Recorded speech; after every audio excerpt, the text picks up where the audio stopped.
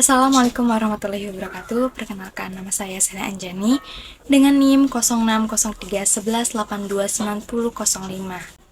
Baik, langsung saja kita masuk ke latar belakang permasalahan dari judul yang saya ambil. Metode belajar adalah salah satu faktor internal yang sangat penting dalam mencapai sukses dalam proses pembelajaran mahasiswa. Metode ini diartikan sebagai cara atau pendekatan yang diambil oleh seseorang untuk memperoleh, mengolah, dan menguasai informasi atau pengetahuan baru sesuai dengan cara mereka masing-masing. Selanjutnya ada rumusan masalah. Rumusan masalahnya adalah apakah terdapat pengaruh gaya belajar terhadap prestasi belajar ekonomi mahasiswa pendidikan ekonomi kelas Indralaya angkatan 2024. Adapun tujuan penelitian yaitu untuk mengetahui dan menganalisis pengaruh gaya belajar terhadap prestasi belajar ekonomi mahasiswa pendidikan ekonomi kelas Indralaya. Nah, manfaat ini terbagi menjadi dua, yaitu manfaat teoritis dan manfaat praktis. Teoritisnya, studi ini memberikan sumbangan untuk kemajuan pengetahuan dalam dunia pendidikan. Nah, manfaat praktis terbagi menjadi tiga, yaitu untuk mahasiswa, lembaga pendidikan, dan penelitian selanjutnya. Selanjutnya kita masuk ke tinjauan pustaka gaya belajar. Terbagi menjadi 4, yaitu definisi gaya belajar, yang kedua tujuan gaya belajar, yang ketiga yaitu faktor-faktor yang mempengaruhi gaya belajar, yang keempat yaitu indikator gaya belajar. Ada tinjauan pustaka mengenai prestasi belajar. Yang pertama definisi prestasi belajar, yang kedua yaitu fungsi prestasi belajar. Pun hasil penelitian terdahulu ada 10 peneliti terdahulu, tetapi saya akan menjelaskan hanya 2. Yang pertama yaitu hasil pembelajaran siswa bisa meningkatkan dengan menyesuaikan metode belajar yang cocok dengan karakter individu siswa menurut Dea Rahmadani, Bisertison, Gultom, Lesman, Siagian 2022. Yang kedua yaitu gaya belajar, penghasilan orang tua, dan motivasi belajar secara keseluruhan memberikan dampak yang baik menurut Wahyu Aji Wibowo 2023. Adapun hipotesis, yaitu hipotesis analisis atau HA. Hipotesis penelitian ini terdapat pengaruh yang signifikan antara gaya belajar terhadap prestasi belajar mahasiswa pendidikan ekonomi angkatan 2024 kelas Indralaya. Terus ada hipotesis nol atau HO. Hipotesis penelitian ini tidak terdapat pengaruh yang signifikan antara gaya belajar terhadap prestasi belajar mahasiswa pendidikan ekonomi angkatan 2024 kelas Indralaya. Selanjutnya ada metodologi penelitian, yaitu pertama jenis penelitian. Penelitian ini merupakan jenis penelitian kuantitatif, di mana tanda-tanda yang akan dianalisis akan diukur dengan angka. Yang kedua ada variabel penelitian.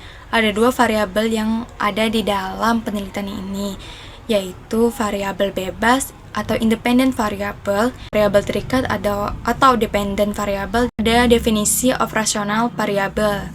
Yang pertama ada gaya belajar. Gaya belajar merupakan cara yang bersifat pribadi dalam memperoleh dan memahami informasi dari lingkungan sekitar serta mengatur informasi tersebut. Yang kedua ada prestasi belajar. Prestasi belajar adalah hasil evaluasi terhadap siswa yang mencakup aspek kognitif, efektif, dan psikomotor. Populasi dan sampel. Yang pertama yaitu populasi penelitian. Populasi ini dalam penelitian ini diambil dari mahasiswa pendidikan ekonomi kelas Indralaya angkatan 2024.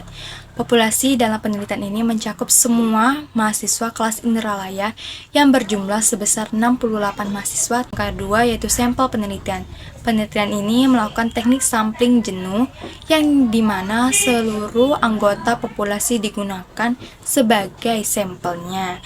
Teknik pengumpulan data. Cara pengumpulan data yang digunakan ialah angket atau kuesioner yang bertujuan untuk mengumpulkan data yang mengenai analisis pengaruh gaya belajar terhadap prestasi belajar mahasiswa dengan menggunakan teknik pengumpulan data skala Likert. Instrumen penelitian yang pertama yaitu ada uji validitas ahli. Angket yang kita gunakan pada penelitian ini adalah angket yang telah dibuat oleh peneliti dan setelah diperiksa oleh validasi ahli yang bertugas untuk menguji antara butiran angket dengan judul penelitian yang telah kita gunakan. Yang kedua yaitu ada uji validitas eksternal. Sebelum lembar tes dapat digunakan sebagai instrumen penelitian, setiap soal harus kita periksa lagi untuk memberikan fasilitasnya dengan menggunakan teknik statistik.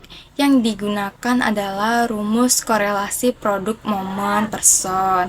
Rumusnya dapat kita lihat pada gambar berikut ini. Nah, yang ketiga yaitu uji reliabilitas instrumen. Dengan menggunakan rumus alfa digunakan untuk menghitung koefisien reliabilitas instrumen untuk menguji reliabilitasnya. Berikut ini adalah rumusnya yang dapat kita lihat pada gambar ini ya.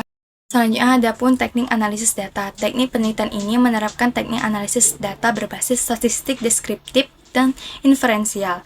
Teknik deskriptif diterapkan untuk mengurangi kondisi, fasilitas pembelajaran, serta tingkat gaya belajar mahasiswa. Belajar. Pendekatan yang digunakan dalam analisis ini yaitu analisis regresi linier sederhana, yaitu yang pertama analisis regresi linier sederhana. Regresi linier sederhana merupakan metode statistik yang diterapkan untuk memahami serta memudahkan keterkaitan antara satu variabel independen dan independen. Begini gaya belajar dengan satu variabel dependen yaitu prestasi belajar, yaitu uji asumsi klasik. Uji asumsi klasik mencakup uji normalitas data, uji linearitas, serta uji heterokedastisitas dengan tujuan memastikan bahwa data memenuhi syarat-syarat yang diperlukan untuk analisis regresi. Yang ketiga yaitu uji normalitas. Uji normalitas dapat dilakukan untuk menentukan apakah distribusi residual dari model regresi mengikuti pola distribusi normal. Pendekatan yang ditetapkan melalui uji chi-square goodness of fit untuk menilai normalitas distribusi data dengan rumus yang ada pada gambar tersebut. Nah, selanjutnya ada uji heteroskedastisitas panjang rentang nilai variabel independen serta mengakibatkan estimasi parameter yang tidak efisien dan uji statistik yang tidak sahih. Uji ini menggunakan rumus sebagai berikut. Ada uji hipotesis uji T. Tes untuk koefisien regresi uji T dilakukan untuk menguji apakah variabel dependen yaitu prestasi belajar. Hipotesis 0 atau HO menyatakan bahwa koefisien regresi B sama dengan 0 yang menunjukkan tidak adanya pengaruh signifikan dari gaya belajar terhadap prestasi belajar. Sebaliknya, hipotesis alternatif atau HA menyatakan bahwa koefisien regresi B tidak sama dengan 0. Berikut ini adalah rumus dari uji T. Signifikan model uji F untuk menilai secara keseluruhan apakah variabel independen secara kolektif memberikan pengaruh signifikan terhadap variabel dependen. Jadi uji F digunakan untuk menguji signifikasi model regresi secara menyeluruh. Berikut ini adalah rumus uji F. Itu dia tadi presentasi seminar proposal dari saya mengenai judul Analisis Pengaruh Gaya Belajar Terhadap Prestasi Belajar Mahasiswa Pendidikan Ekonomi Angkatan 2024. Sekian penjelasan dari saya akhiri. Wassalamualaikum warahmatullahi wabarakatuh.